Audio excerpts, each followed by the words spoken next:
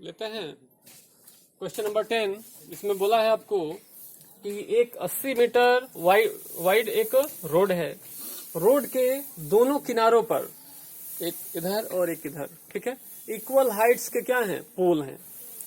Road के बीच में किसी पॉइंट से आप देखते हो, इनके टॉप्स के angle of elevation respectively 30 degree और 60 डिग्री आपको मिलते हैं, ठीक है। आपको बताना है कि दोनों पोल्स की हाइट क्या है। दोनों इक्वल हाइट्स के ही हैं, तो किसी एक का निकाल लोगे दूसरा ऑटोमेटिकली उसी के बराबर हो जाएगा। और फिर ये जो पॉइंट है उससे ये दोनों पोल कितने डिस्टेंस पे सिचुएटेड हैं। इन दोनों के बीच की दूरी तो 80 मीटर है, लेकिन जिस पॉइंट से ऑब्जर्वर देख रहा है वहां से दोनों पोल कितनी दूर पर सिचुएटेड हैं आपको बताना है। क्या क्या गिवन है, विड्थ ऑफ द रोड की चौड़ाई पता है, और फिर एंगल ऑफ एलिवेशन पता है, ठीक है। आपको पोल्स की हाइट बताना है और इस पॉइंट ऑफ जो ऑब्जर्वेशन है उसकी डिस्टेंस बतानी है दोनों पोल्स से। मतलब कि एपी और पीसी आपको निकालना है, ठीक है, और हाइट तो निकालना ही है। तो आप कंसीडर कर लेते हो एसी क्या है, विड्थ ऑफ द रोड है, देयरफॉर एसी इक्वल टू क्या हो जाएगा, 80 मीटर हो जाएगा। एबी और सीडी क्या है, 2 पोल्स हैं इक्वल हाइट्स के, ये भी कंसीडर कर लिया आपने। मान लेते हैं कि जो रोड है उसके बीच में कौन सा पॉइंट है, पी है, तो एपी की डिस्टेंस को आप एक्स मान लो, टोटल 80 है, तो बीच वाला क्या हो जाएगा, 80 माइनस एक्स हो जाएगा, ठीक है। और दोनों पोल्स चूंकि इक्वल हाइट्स के हैं तो जितना एबी होगा उतना ही सीडी होगा, और दोनों का आपने क्या किया, एच लेट कर लिया। अब क्या करो, क्रमशः दोनों ट्रायंगल्स का यूज करो। कौन सा ट्रायंगल है, B A T, in right triangle B A T क्या लगेगा, थीटा के सामने की साइड परपेंडिकुलर और ये बेस, tan या cot, tan लगाओ, tan of 60 degree equal to क्या हो जाएगा, A B upon A P. tan 60 कितना होता है, √3 इक्वल टू ए बी क्या है, h है, अपॉन ए पी क्या है, x है, ठीक है। आपको दोनों ही निकालना है, आप h के टर्म में रखो चाहे x के टर्म में रखो, आपको करना ही पड़ेगा। Therefore h equal to √3x हो जाएगा। क्या हो जाएगा, क्रॉस मल्टीप्लाई करोगे तो क्या होगा, h में 1 से, √3 में x से, √3x से। क्वेश्चन नंबर 1 हो गया। क्या सबको समझ में आ गया यहां तक।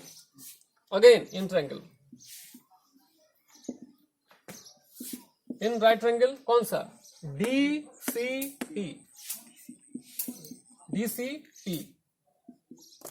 इसमें क्या है, tan 30 degree, tan 30 degree equal to क्या होगा, CD upon PC, CD upon PC। tan 30 कितना होता है, 1 अपॉन √3 इक्वल टू CD क्या है, वही h ही है, अपॉन PC क्या है, 30 माइनस एक्स, क्रॉस मल्टीप्लाई करो तो क्या होगा, √3h equal to 80 minus x. लेकिन h इक्वल टू क्या जानते हो आप, h इक्वल टू क्या जानते हो, √3x। √3 पहले से ही है, √3 पहले से ही है, h की प्लेस पे √3x आ जाएगा, इक्वल टू क्या होगा, 80 माइनस एक्स। कहां से यूज किए, फ्रॉम इक्वेशन 1, कहां से यूज किए, फ्रॉम इक्वेशन 1। यहां तक नोट कर लो, उसके बाद फिर दोबारा हम करते हैं। अभी h equal to √3x equation 1 से, और यहाँ पे क्या मिला है, √3 into √3x equal to 80x। चलो इसको ऊपर सॉल्व करते हैं। √3 इंटू √3 क्या होगा, 3 होगा, 3x equal to 80 minus x. ये क्या होगा, ध्यान दो, 3x equal to 80 minus x, इधर लाओगे तो क्या होगा, 4x equal to 80, therefore x equal to कितना, 20 मीटर। कितना मिला, 20 मीटर।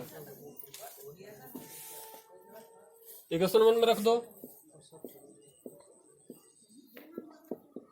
फ्रॉम इक्वेशन 1 से क्या होगा, h इक्वल टू √3x, मतलब कि 20 √3 मीटर। तो दोनों पोल्स की हाइट क्या हो गई, 20 √3 मीटर हो गई। अब देखते हैं कि पॉइंट P से एक पोल कितनी दूरी पर हो गया, 20 मीटर। दूसरा क्या होगा, 80 माइनस 20। तो दूसरा जो है AP इक्वल टू क्या मिल गया तुमको, 20 मीटर। तो जो PC होगा वो क्या होगा, 80 माइनस एक्स, मतलब कि 80 माइनस 20 इक्वल टू 60 मीटर। तो क्या पता चला कि दोनों पोल्स की हाइट क्या है, 20√3 मीटर है। और उस पॉइंट से दोनों पोल्स की डिस्टेंस कितनी है, 20 मीटर एंड 60 मीटर। आंसर लिख लोगे, ठीक है, कर लो। 11th question is, a TV tower stands vertically on the bank of the canal. From a point on the other bank directly opposite to the tower, the angle of elevation of the top of the tower is 60 degree.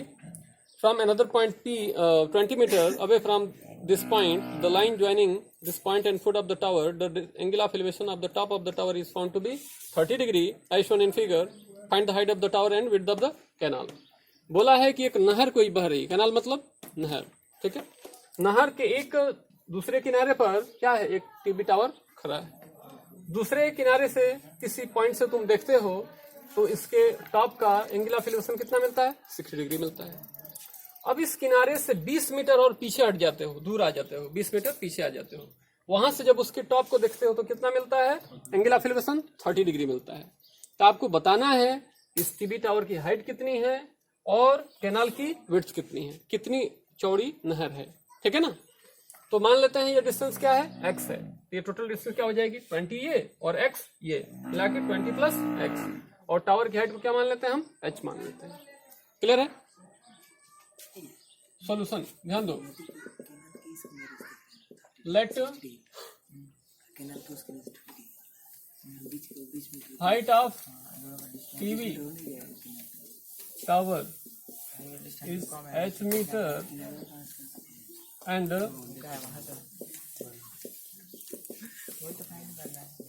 width of canal is x metre.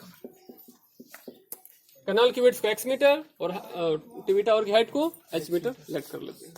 Accordingly A B equal to क्या हो जाएगा बेटा आपका, h metre, और जो BC है वो कितना हो जाएगा, x मीटर, ठीक है। तो BD इक्वल टू आप देख रहे हो वो क्या है, BC प्लस CD है। BC क्या है, x प्लस 20 मीटर। अब क्या करो, एक एक triangle low. In triangle ABC में, इन राइट ट्रायंगल ABC, कौन सा, वही परपेंडिकुलर और base, tan 60 degree equal to AB upon BC। tan 60 क्या होता है, √3 होता है। AB क्या है, h है, और BC क्या है, x है।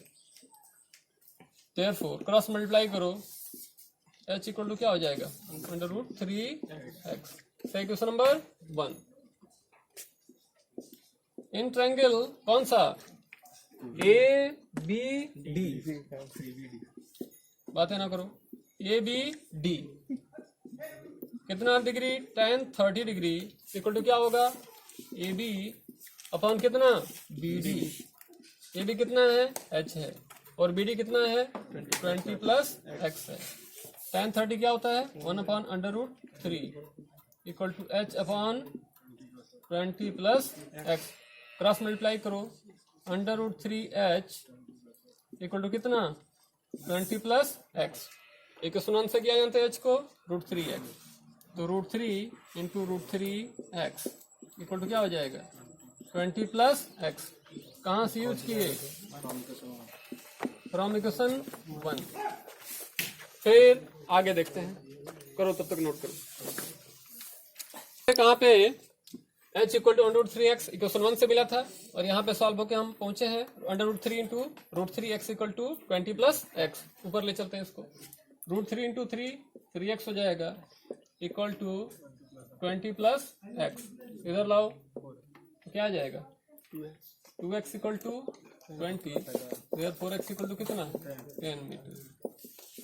एक्स की वैल्यू क्या मिल गया 10 मीटर। मतलब कि कैनाल की जो विड्थ है हमको मिल गई। एच निकाल लेते हैं इक्वेशन 1 से। From equation 1 h equal to क्या है √3 एक्स है, वो तो क्या हो जाएगा 10√3 मीटर हो जाएगा। ठीक है, दोनों हो गए। Height of TV tower, TV tower की हाइट कितनी हो गई 10√3 मीटर। और विड्थ ऑफ कैनाल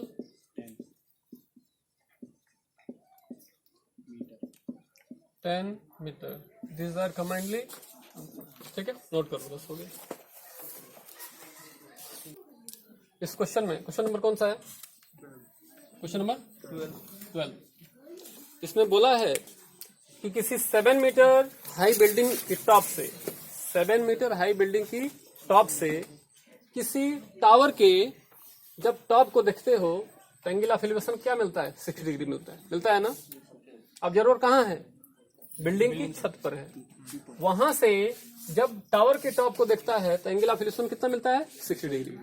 वहीं से जब टावर की बॉटम को देखता है तो एंगल ऑफ डिप्रेशन कितना मिलता है 45 डिग्री। तो अगर ये 45 है तो ये भी कितना हो जाएगा 45 हो जाएगा। प्रॉपर्टी ऑफ ज्योमेट्री, कौन सा एंगल, अल्टरनेट इंटीरियर एंगल। क्योंकि इसकी जो क्या है जो हॉरिजॉन्टल लाइन है, डॉटेड जो लाइन आपको हॉरिजॉन्टल मिल रही है और जो ग्राउंड का हॉरिजॉन्टल है, वो दोनों पैरेलल है। और ये इसको क्या कर रहा है, ये ट्रांसवर्सल है।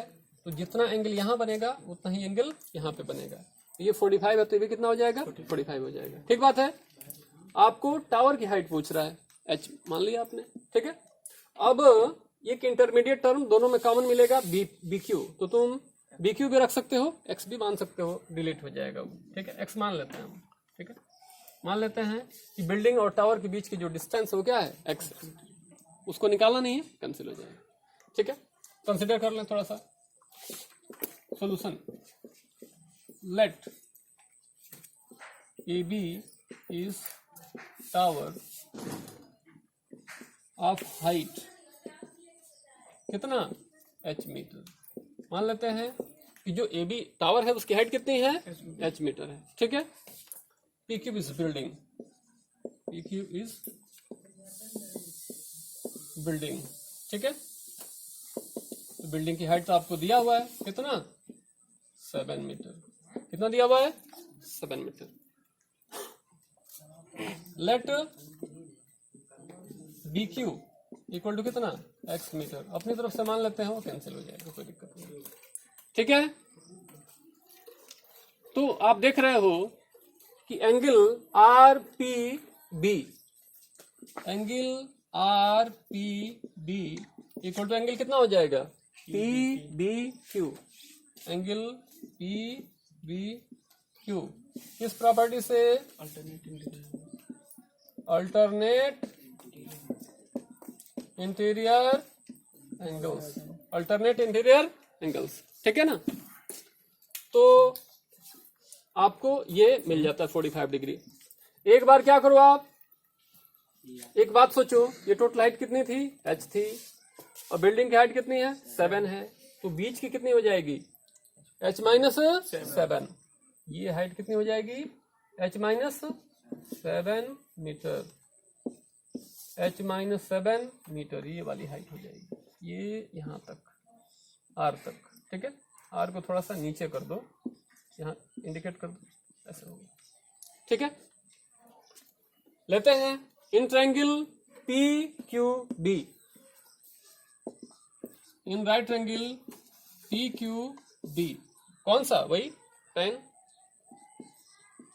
tan कितना डिग्री 45 डिग्री इक्वल टू क्या होगा P Q upon B Q. तो पी क्यू कितना है 7 है और बी क्यू कितना है x है। tan 45 कितना होता है 1 होता है।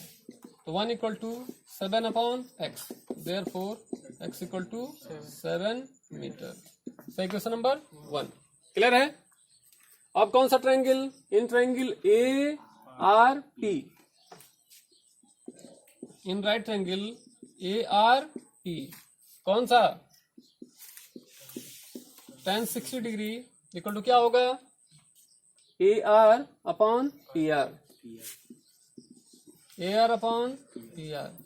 ए आर कितना है, h minus 7 upon P R कितना है, एक्स। ठीक है, तो एक मिनट, tan 60 क्या होता है, √3 equal to h minus 7 upon x कितना निकाले हो, 7 निकाले हो, 7 फ्रॉम इक्वेशन 1। कहां से, इक्वेशन 1 से क्रॉस मल्टीप्लाई कर दो, क्या आ जाएगा, 7√3 इक्वल टू एच माइनस 7। ये यहाँ पे दिख तो नहीं रहा है ना, आ जाएगा वहां, यहाँ आओ, यहाँ लेते हैं। क्या करो, 7 को इधर ट्रांसफर करो, तो क्या होगा, 7√3 -7 है, इधर आके क्या होगा, +7 होगा, इक्वल टू क्या हो जाएगा, h। Therefore h equal to 7√3 + 1 metre. तो वर्ड में भी आंसर लिख सकते हो, therefore required height of tower is found to be h √3 + 1 metre. ठीक है, इधर क्लियर, थोड़ा लेते हैं 12th क्वेश्चन। इसमें बोला है आपसे कि एक 75 मीटर हाइट का एक लाइट हाउस है, ठीक है, वहां से कोई ऑब्जर्व करता है 2 शिप्स को। एक शिप यहां है, एक शिप यहां है, एक पीछे है, एक आगे है, एक दूसरे के जस्ट पीछे है, ठीक है ना।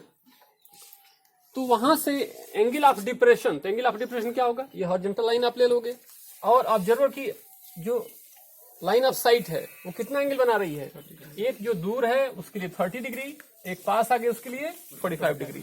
तो प्रॉपर्टी ऑफ ज्योमेट्री, ये 30 है, ये भी कितना हो जाएगा, 30 डिग्री। क्यों, अल्टरनेट इंटीरियर एंगल्स।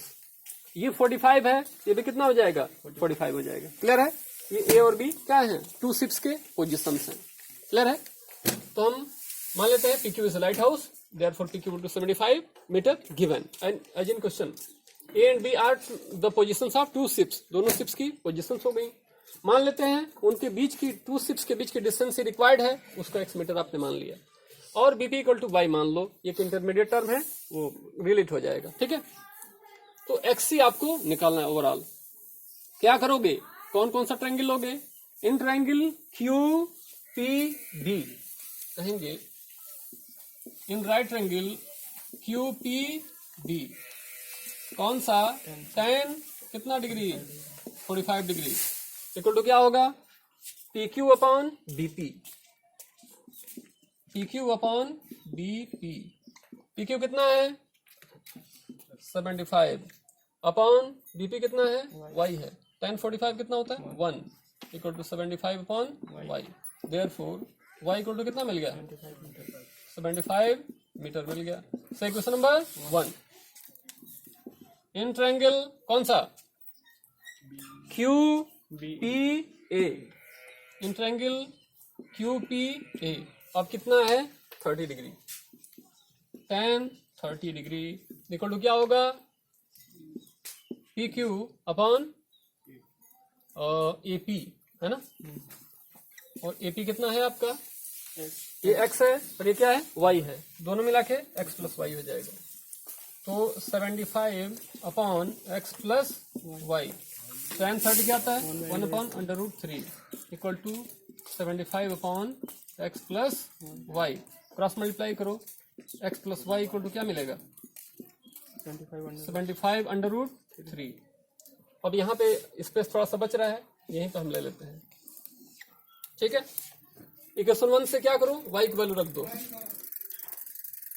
तो क्या होगा, यहीं पे करो, देयरफॉर x की जगह पे क्या रखो, x तो x ही रहेगा, प्लस y की जगह पे क्या होगा, 75 इक्वल टू कितना, 75 √3 √3। कहां से यूज किया, from 1। Therefore x equal to 75 common कर लो, √3 - 1 हो जाएगा। ठीक है, लास्ट लाइन लिख देते हैं, therefore x equal to 75 √3 - 1 metre. मतलब शिप्स के बीच की जो डिस्टेंस है वो क्या है 75 √3 - 1 मीटर। ठीक है, क्लियर।